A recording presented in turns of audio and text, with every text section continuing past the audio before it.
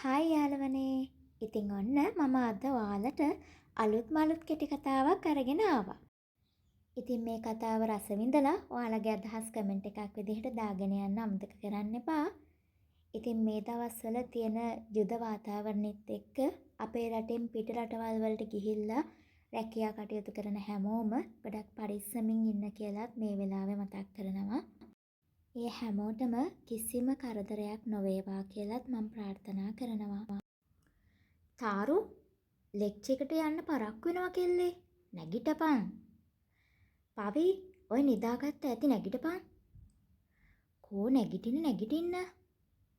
අයියෝ හරිම කරදරේනේ බං උඹෙන්. එහෙම කිය කම්මැලිකමෙන් නැගිට්ටේ පවි. යකෝ උදේම නැගිටලා මම උඹලට තේත් හැදුවා. කෝ ඔක්කොම නැගිටපල්ලා. 8ට තියෙන ලෙක්චර් එකට පරක්කු වෙන්න බෑ හොඳේ. උදේ පාන්දරම අපිට නිදාගන්න දෙන්නේ නැතුව මේ ටක්කරමක් වගේ කෑ ගහන්නේ අයේෂි. මම තාරු. ඒ ලෙවල් හොඳට පාස් වෙලා කැම්පස් එකට සිලෙක්ට් වුණා. අපි කැම්පස් එකේ දැන් ඉන්නේ 3 වෙනි අවුරුද්දේ. අපේ රූම් එකේ 4 දෙනෙක් ඉන්නවා. අමා, අයේෂි, සකුනි, මම. ගොඩාක් සැහැල්ලුවෙන් සතුටින් අපේ කාලය ගෙවිලා ගියේ ලංකාවේ එක පැතිවලින් ආපු යාළුවෝ ගොඩාක් අපිට හම්බ වුණ නිසා.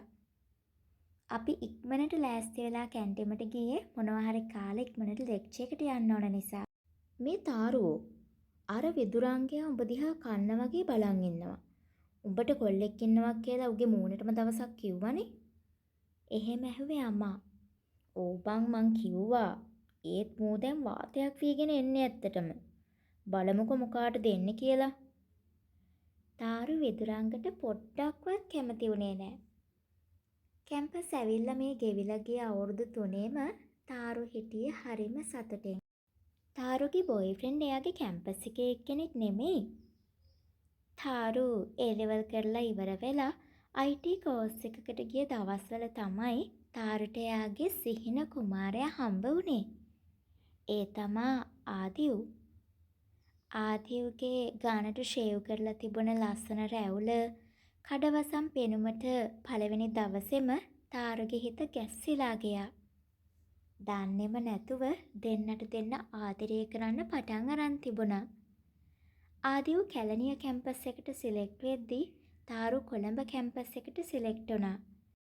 දෙන්නම කැම්පස් දෙකක හිටියත් ඒ ආදරය නම් දශමකින්වත් අඩු වුණේ නෑ. දෙන්නම කොළඹ හිටපු නිසා පුළුවන් හැම වෙලාවකම ආදිව් තාරුව බලන්න ආවා. කාලේ ඉක්මනට ගෙවිලා ගියා. තාරු ආදිව් දෙන්නම කොළඹ හොඳ කම්පැනිවලට සම්බන්ධ වෙලා රැකියා කරන්න පටන් ගත්තා. පුළුවන් හැම වෙලාවෙම දෙන්නත් එක්ක ෆිල්ම් බලන්න, කෑම කන්න යන්න, ඇවිදින්න යන්න අමතක කරේ නෑ. තාරු වැඩ කරපු ඔෆිස් එකේ එයාට ගොඩාක් හොඳ යාළුවෙක් හිටියා. එයා සමාධි. තාරු කියන්නේ ගොඩක් සුහදශීලී කෙනෙක් නිසා එයා සමාධිය එක්ක ගොඩාක් හිතවත් වුණා. තාරු ඕෆ් වෙලා යන වෙලාවට ආදිව් වෙනවා තාරුව එක්කන් යන්න. හැමදාම බෝඩිම ගාවට තාරුව ගිහින් දැම්මේ ආදිව්. සමාධිත් ආදිව්ගේ තාරුගේ මේ සම්බන්ධ ගැන දැනගෙන හිටියා. ඔයාගේ කොල්ලා නම් මාරයි තාරු. ඔයා ගැන හරිම කෙයාරින් නේද? හැමදාම එක්කන් යන්නත් එනවනේ. අනික හැන්සම් කොල්ලා. සමාධි hina වෙවි කිව්වා. අනේ ඔව් සමාධි. ආදිව් කියන්නේ මාරම හොඳ කෙනෙක්. අද කාලේ එහෙම හොඳ පිරිමි හොයාගන්න අමාරුයි ඇත්තටම. දවසක් තාරුව අසනීප වුණ නිසා නිවාඩුවක් ගන්න වුණා. උදේම තාරුව ආදිව්ට ඒ ගැන කිව්වා. හවසට ආදිව් තමන්ව බලලා යන්න බෝඩිම ගාවට එයි කියලා තාරු බලාපොරොත්තු වුණා. ඒත් ආදිව් හෙල්මට් එකකුත් අරගෙන ආවේ තාරුගේ ඔෆිස් එක ළඟට. වැඩ ඉවර වෙලා යන ගමන් හිටිය සමාධි ආදිව්ව දැක්කා. ආදිව් අද තාරු නිවාඩුයිනේ. ඔයා මොකද මේ පැත්තේ? දන්නේ නැද්ද ඉතින් සමාධි පුරුද්දට මේ පැත්තට ආවා. ආදිව් එහෙම කියන ගමන් සමාධිගේ ඇඟේ උඩ ඉඳන් යටටම ආසාවෙන් බැලුවා. සමාධි කියන්නේ තාරු වගේම ලස්සන කෙල්ලෙක්. කැමතිනම් මම ඔයා බෝඩිමට දාගෙන යන්නද සමාධි? ආදිව් එහෙම ඇහුවේ සමාධි දිහා බලාගෙනමයි. ආදිව වගේ කඩවසම් කොල්ලෙක් එක්ක බයික් එකේ යන්න සමාධිටත් ආසාවක් ඇවිල්ලායි තිබුණේ. අනේ එහෙම කමක් නැද්ද ආදිව්? අයියෝ ඒකට කමක් නෑ ළමයෝ. ඔයා නගින්නකෝ. සමාධි ආදිව්ගේ උරහිසෙන් අල්ලගෙන බයික් එකට නැගලා ආදිව්ගේ උරහිසෙන් ආපහු අල්ලගත්තා. ආදිව් බ්‍රේක් ගහන හැම වෙලාවකම සමාධිගේ පපුව ගිහින් වැදුනේ ආදිව්ගේ පිටේ. මේ වෙද්දිත් ආදිව්ගේ හිත ගොඩාක් ගිනියම් වෙලයි තිබුණේ. සමාධිත් ආදිව්ට ගොඩාක් ආසාවෙන් හිටියේ. ඒත් මේ තමන්ගේ යාළුවගේ බෝයිෆ්‍රෙන්ඩ් නේද කියන එක සමාධි මතක් කරගත්තා. සමාධි, ඔයාට පරක්කු වෙන්නේ නැත්තම් අපි මොනවා හරි බීලා යමුද? හාදිව් ගොඩක් පරක්කු වෙන්නේ නැහැ නේද? නෑ පරක්කු වෙන්නේ නෑ. ඇයි ඔයාගේ බෝයිෆ්‍රෙන්ඩ්ට අහුවෙයි කියලාද? අයියෝ නෑ ආදී. මට කොල්ලෙක් නැහැ අනේ. සමාධි හුරතල් විදිහට ආදිව්ට එහෙම කිව්වා. පුදුමයි. ඔයා වගේ ලස්සන කෙල්ලෙක්ට කොල්ලෙක් නැහැ කිව්වම. ආදිව් එහෙම කිව්වා. කලින් ඇෆෙයාර් එකක් තිබුණා. ඒත් අපි බ්‍රේක් අප් වුණා. දැන් ඉතින් මම නිදහසේ ඉන්නවා. ආදිව් සමාධි එක්ක රෙස්ටුරන්ට් එකකට ඇවිල්ලා ෆෘට් ජූස් දෙකක් ඕඩර් කරා. මේ අතරේ තාරු හිටියේ ගොඩාක් අමාරුවෙන්. තාරු බලන් හිටියේ ආදිව් ආවම එයා එක්ක බෙහෙත් ටිකක් ගන්න යන්නයි. ඒත් තාරු දැනගෙන හිටියේ නැහැ ඒ වෙලාවේ එයා පන්න වගේ ආදරය කරන කෙනා සමාධි එක්ක රෙස්ටුරන්ට් එකක බීම බිබී ඉන්නවා කියලා.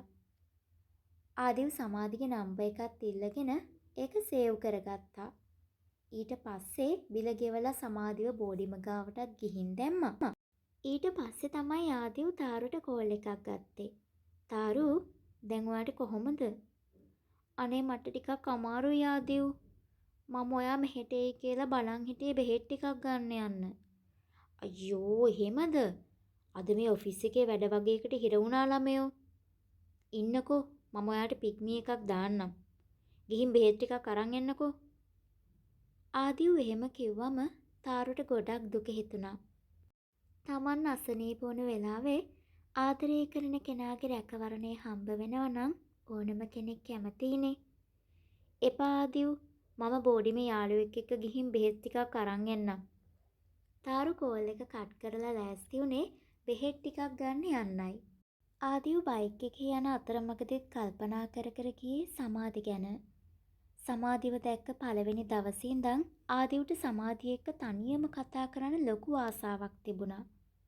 ඒත් ආදිව්ට ඒකට වෙලාවක් හම්බ වුණේ නැහැ තාරු නිසා.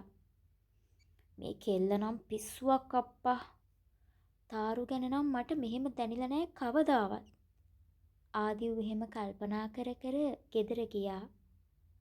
අසනීප ගතිය නිසා දවස් 3ක් විතර තාරුට ඔෆිස් එන්න බැරි වුණා. ආදිව් දෙවෙනි දවසෙත් සමාධිව මීට් වුණා. සමාධි ආදිව්ට වශී වෙලා වගේ හිටියේ.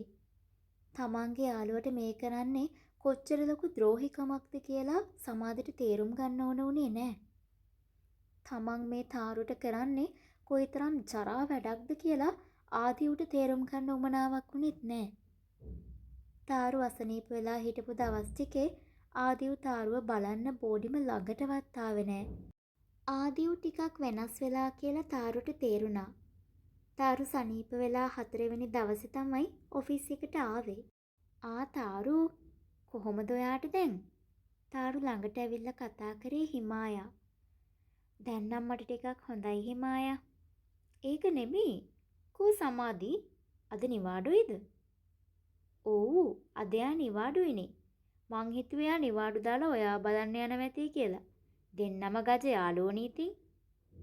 හිමායා hina වෙලා එහෙම කිව්වා. සමාධි කොච්චර හොඳ යාළුවෙක් වුණත් කෝල් එකක්වත් Tamanට දුන්නේ නැහැ නේද කියලා තාරු කල්පනා කළා. ඒ අතරේ තාරුට කෝල් එකක් ආවේ ආදිව්ගෙන්. තාරු, ඔයාට කොහොමද දැන්? මට දැන් හොඳයි ආදි. ඔයා මාව එක්කන් යන්න හවසට එනවද? අනේ අද ඔෆිස් එකේ ලොකු වැඩකට අහුවෙලා ඉන්නේ තාරු. මම හෙට හවස නම් අනිවාර්යෙන්ම එන්නම් කොහොඳ? හරි ආදි. තාරුගේ හිතට මහා අමුත්තක් දැනුණා. ඒ වෙද්දී ආදිව් සමාධිය එක්ක නුවරඑළිය ගිහිල්ලායි හිටියේ. ආදිව් තාරුට කෝල් කරද්දිත් ආදිව් බුක් කරපු හොටෙල් රූම් එකේ සමාධිව තුරුල් කරගෙන ඉන්න ගමන් තමයි ආදිව් තාරු එක්ක කතා කරේ. ආදිව් කියන්නේ තාරු හිතාගෙන ඉන්නවා වගේ හොඳ කොල්ලෙක් නම් නෙමෙයි. ආදිව් තාරු එක්ක සම්බන්ධ තියෙද්දිම කැම්පස් එකේ කෙල්ලෝ දෙතුන් දෙනෙක් එක්කම යාළු වෙලා හිටියා. ආදිව් එයා එක්ක රෝම් යන්න කැමති කෙල්ලෝ එක්කන් රෝම් යන්න දෙපාරක් හිතුවේ නැහැ. ආදිව්ගේ කඩවසම් පෙනුමට කැම්පස් එකේ ගෑනු ළමයිනුත් ගොඩාක් වශී වෙලයි හිටියේ. අහිංසක තාරු ආදිව්ගේ මේ නරක හැසිරීම් ගැන කිසිම දෙයක් දැනගෙන හිටියේ නෑ.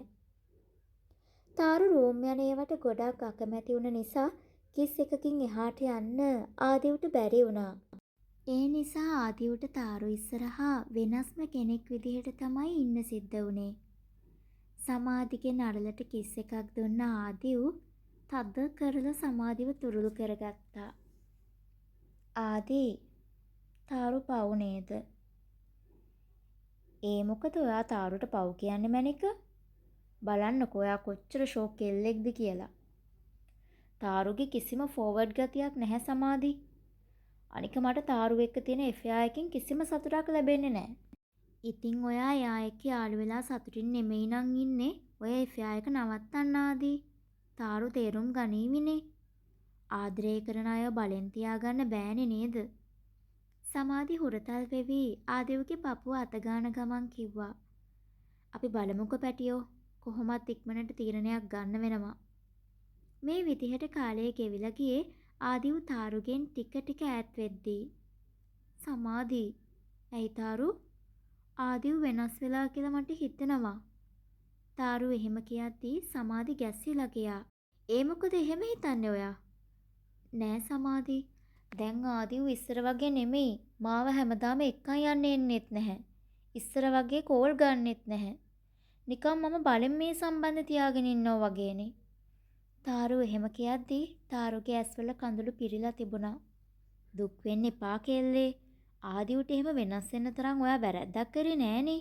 ඕනට වඩා හිතන්න එපා ළමයෝ. සමාධි එහෙම කියලා තාරුගේ ඔළුව අත ගෑවා. මට එයාව නැති වෙයි කියලා බයයි සමාධි.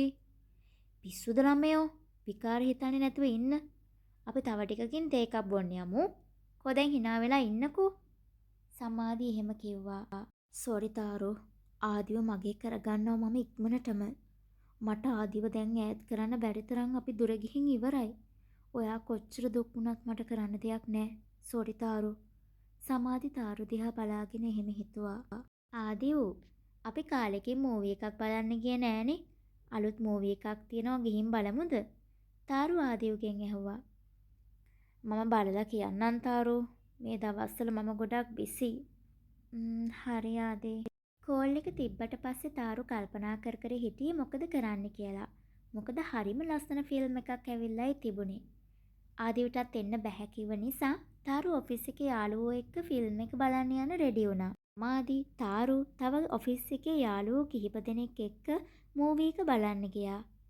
කට්ටියම පොප්කෝන් කකා ගොඩක් සතුටින් මූවි එක බලලා ඇවිල්ලා ෆොටෝ බූත් එක ළඟ ඉඳන් ඇත්ති වෙනකම් ෆොටෝස් ගත්තා.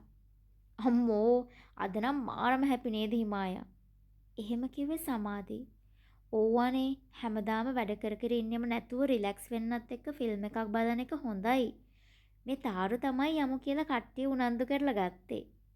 හිමායා එහෙම කියලා තාරු දිහා බැලුවා. තාරු ඇස්වල කඳුළු පුරෝගෙන ගල් ගැහිලා වගේ ඉස්සරහ බලාගෙන ඉන්නව දැකලා හිමායා ගැස්සෙලා ගියා. මොකද උනේ තාරු?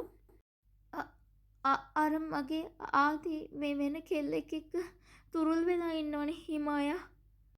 ඒක ඇහුනම සමාධිට උන් හිටිතැන් අමතක වුණා. ආදිව් කෙල්ලෙක්ව තුරුල් කරම් ෆිල්ම් හෝල් එකේ ඉඳන් එළියට එන ගමන් හිටියේ. තාරු ෂොක් වෙලා වගේ ඉද්දි සමාධි ආදිව් ළඟට ගිහින් කම්මුල් පාරක් ගැහුවා. චටස් ගාලා වැදුන කම්මුල් පාරත් එක්ක ආදිව් ගැස්සිලා ගියා.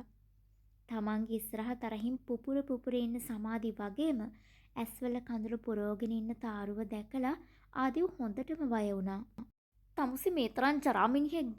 තමුසෙ මගේ ජීවිතේ කෑවා. මම තමුසෙව විශ්වාස කරා. ඒත් තමුසෙ තව ගෑණියෙක් හොයාගෙන ඒ පාර. ෂිට් තිරිසනා. සමාධි ආදිව්ගේ ෂර්ට් එකෙන් අල්ලලා ඇද්දා. ආදිව් මේ අල කවුද? මේ කෙල්ල කවුද? ආදිව් එක මූවි එක බලන්න ගිය කෙල්ලත් හිටියේ හොඳටම බය වෙලා. ඒ අය රණ්ඩු වෙන අතරේ සමාධිගේ කටින් පිට වුණ දේවල් ආදිගේ ද්‍රෝහිකම් දරාගන්න බැරි වුණ තාරු ෂොක් වෙලා වගේ කලන්තේ දාලා වැටුණා. අනේ දෙයියනේ තාරු! හිමායා කෑ ගහද්දි සමාධිත් එතනට දුවගෙන ආවා. ඒත් එක්කම ආදිව අර ගෑනු ළමයා එක්ක එතනින් යන්න ගියේ අවුරුදු ගාණක් Tamanට ආදරය කරපු කෙල්ලට මොකක්ද උනේ කියලා බලන්නෙවත් නැතුවයි. වටේම කට්ටිය ෆිල්ම් එකක් බලනවා වගේ වට වෙලා බලන් ඉන්න නිසා හිමායයි සමාධි අනිත් අය තාරුවත් අරගෙන ඉක්මනට එතනින් එළියට ආවා. තාරුට ටික වෙලාවකින් සිහිය ආවා. ඔයාට කොහොමද තාරු දැන්? යශෝද තාරුගෙන් ඇහුවත් තාරු කිසිම දෙයක් කිව්වේ නෑ. ඒත් කෙල්ලගේ ඇස් වලින් එක දිගටම කඳුළු ගලාගෙන ගියා. සමාධි මොකද්ද මං ඒ උනේ? ඒ තාරුගේ කොල්ල නම් ඇයි උඹ කෑ ගැහුවේ උඹේ ජීවිතේ විනාශ කරා කියලා? හිමායා සමාධිගෙන් එහෙම ඇහුවා. මම ඒකට උත්තර දෙන්න කැමති නෑ හිමායා. මට උත්තර නොදුන්නට කමක් නෑ. ඒත් මෙන්න මේ අහිංසක කෙල්ලට නම් උඹට උත්තරයක් දෙන්නම වෙනවා. හිමායා එහෙම කිව්වේ තාරු දිහා බලන ගමන්. මට මොකුත් උත්තර ඕන නෑ හිමායා. ප්ලීස් මට පික්මි එකක් දාලා දෙන්න බෝඩිමට යන්න. තාරු එහෙම කිව්වා. තාරු මම එන්නම් ඔයාව ගිහින් දාන්න. එපා හිමායා මට යන්න පුළුවන්. තාරු මට සමා වෙන්න තාරු. සමාධි ඇස්වල කඳුළු පුරෝගෙන කිව්වා. තාරු සමාධිගේ ඇස් දිහා බැලුවා. සමාව දෙන්න පුළුවන් වැරද්දක්ද ඔයා මට කරේ කියලා ඔයාගේ පපුවටම තට්ටු කරලා අහන්න සමාධි. එකට හිටපු හොඳම යාළුවව විශ්වාස කරපු මම මහා මෝඩියෙක්. ඊටත් වඩා මම ආදරය කරලා තියෙන ජරා මිනිස්සෙක්ට කියලා දැනෙන එක මට ඊට වඩා ලොකු දුකක්. කොහොම හරි ඔයා මට කරපු වැරද්දට ඔයාට දඬුවම මගේ ඇස් ඉස්සරහම හම්බ වුණානේ. ආයේ මගේ ඇස් ඉස්සරහට එන්න එපා සමාධි. මට තමුන්ගේ මූණවත් බලන්න උවමනාවක් නැහැ. ඒත් එක්කම හිමායා දාපු පික්මි එක ආව නිසා තාරු ඒකට නැග්ගා. තාරුට දැනුනේ තමන්ගේ මුළු ලෝකෙම විනාශ වෙලා ගියා වගේ හැඟීමක්. ආදී එක ලස්සන පෞල් ජීවිතයක් හදාගෙන සතුටින් ජීවත් වෙන මව්පු හීන ඇස් ඉස්සරහම මැරිලා යද්දි ඒ දැනෙන වේදනාව කොහොම පිට කරගන්නද කියලා තාරුට හිතා ගන්න බැරි වුණා.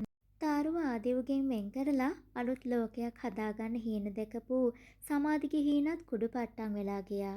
ඔනම් කරලා තියෙන මහ ජරා වැඩක් සමාධි. එකට හිටපු යාළුවාගේ කොල්ලා එක්ක සම්බන්ධයක් හදාගත්තේ මොන හිතකින්ද කියපන්. ෂි, උඹ අපේ යාළුවෙක් කියන්නත් ලැජ්ජයි. තාරු පික්මි එකෙන් බැහැලා බෝඩිමට ආවේ හොඳ සිහියෙන් නෙමෙයි. තාරුට හිතේ හැටියට දුක පිට කරගන්න ඕන වුණා.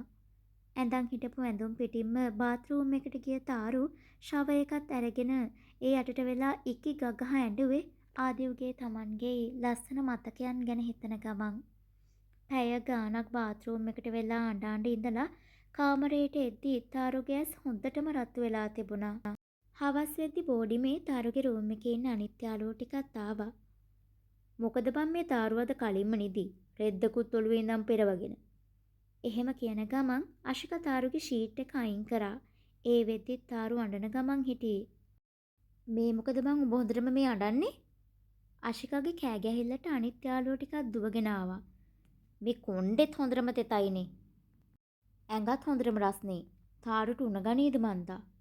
තාරු මොකද උනේ බං? ඒත් තාරු කිසිම දෙයක් කිව්වේ නැහැ. අර ටවල් එක ගේන්නකෝ මේ කොණ්ඩේ පිහදාන්න. කොණ්ඩේවත් පිහදාගෙන නෑනේ මේකේ. යාළුවෝ ටික තාරුගේ කොණ්ඩේ පිහදාලා රෑට කන්න ගෙනාපු බිත්තර රොටි කෑලි ටිකක් කවලා පෙනඩෝල් දෙකකුත් බොන්න දුන්නා. උඹ දැන් නිදාගනින් තාරු. ඒත් උඹ අඬපු හේතුව අපිට අනිවාර්යෙන්ම දැනගන්න ඕන. යාළුවෝ ටික එහෙම කිව්වා. ඊට පහුවෙනිදා Tamanට සිද්ධ වුණ දේ ගැන තාරු යාළුවන්ට කිව්වේ හොඳටම අඬ. අපිට උඹගේ දුක තේරෙනවා තාරු. ඒත් උඹ හිතාගනින් මාරකයකින් නිදහස් වුණා කියලා. යකෝ කසාද බැන්දට පස්සේ උඹ මේව දැනගත්තා නම් උඹට මොනව වෙයිද? හැමදේම වෙන්නේ හොඳටයි කියලා හිතලා අපි ටික ටික හිත හදාගන්න ඕන තාරු. අපිට තේරෙනවා ඒක කියන තරම් ලේසි නෑ කියලා. මොකද වේදනාව තියෙන කෙනානේ ඒ ගැන හොඳටම දන්නේ. ඒත් කාලෙත් එක්ක හැමදේම හරියයි කෙල්ලේ. හැමෝම තාරුගේ හිත හදන්න එක එක දේවල් කිව්වා. මට මේ ජොබ් එකෙන් අයින් වෙන්න ඕන. මට අර සමාධිගේ මූණවත් දකින්න ඕන නැහැ. අම්මී තාත්ති කිව්වාද අපි දෙන්නව පාක් එක්කන් යනවා කියලා. ෂෝයි නේද? පුංචි මිහේල දුවගෙන තාරු ළඟට ආවේ hina වෙවි එහෙම කියන ගමන්. ආදිව සමාධියක එකතු වෙලා තමන්ව රවට්ටපු නිසා තාරුවේ ජොබ් එකෙන් ඉක්මනට අයින් වුණා. ඊට පස්සේ වෙන හොඳ කම්පැනි එකක රස්සාවකට ගියා. එතනදි තමයි තාරුට ෂෙරෝන්ව හම්බ වෙන්නේ. ෂෙරෝන් ගොඩාක් හොඳ කෙනෙක්. ෂෙරෝන් තාරුගෙන් කැමැත්ත ඇහුවත් තාරු කැමැත්ත දුන්නේ නැහැ. අවුරුදු ගාණක් තමන්ගේ තීරණේ වෙනස් කරගන්නේ නැතුව ෂෙරෝන් තාරු වෙනුවෙන් බලන් හිටියා. හැම පිරිමියම එක වගේ නැහැ තාරු. අපි ආදරය කරන්න ඕන අපිට ආදරය කරන මිනිස්සුන්ට. මගේ හිතේ ඔයාට දෙන්න ගොඩාක් ආදරේ පුරෝගෙන ඉන්නේ මම. මට කලබලයක් නෑ. හොඳට කල්පනා කරලා මට උත්තරයක් දෙන්නකෝ. දවසක් ෂෙරෝන් එහෙම මැසේජ් එකක් එවලා තිබුණා. මට කිසිම පිරිමියෙක් විශ්වාස කරන්න බැහැ ෂෙරෝන්. ඔයා වෙන කෙනෙක්ව මැරි කරන්න. තාරු ඒ විදිහට රිප්ලයි මැසේජ් එකක් දැම්මා. හැබැයි කාලයත් එක්ක තාරුට තේරුණා ෂෙරෝන් කොයිතරම් හොඳ ගතිගුණ තියෙන කෙනෙක්ද කියලා. ඒ නිසා අන්තිමේදී තාරු ෂෙරෝන්ට කැමති වුණා. දෙපැත්තෙම දෙමාපියන්ගේ ආශිර්වාදෙ මැද ලස්සන පවුලක් හදාගන්න ඒ දෙන්නට පුළුවන් වුණා. දැන් ඒ පවුලේ ලස්සන තවත් වැඩි කරන්න පවුලට එකතු වුණු දංගකාර කොළුපැටිය තමයි මිහේල. කෝ තාම අම්මී බබයි ලෑස්ති නැද්ද? පාක් එකට ගිහින් ඊට පස්සේ අපි අද පීස කන්නත් යනවා. යේ! පුංචි මිහේල සතුටින් උඩ පැන්නා. පාක් එකට ගිහින් මිහේලට සෙල්ලම් කරන්න දීලා තාරු ෂෙරෝන් එක්ක බෙන්ච් එකක වාඩි වෙලා හිටියා. අද මම මෙහෙම සැනසීමෙන් ඉන්නේ ඔයා නිසා මහත්තයෝ. පිරිමි එපාම වෙලා හිටියේ මට.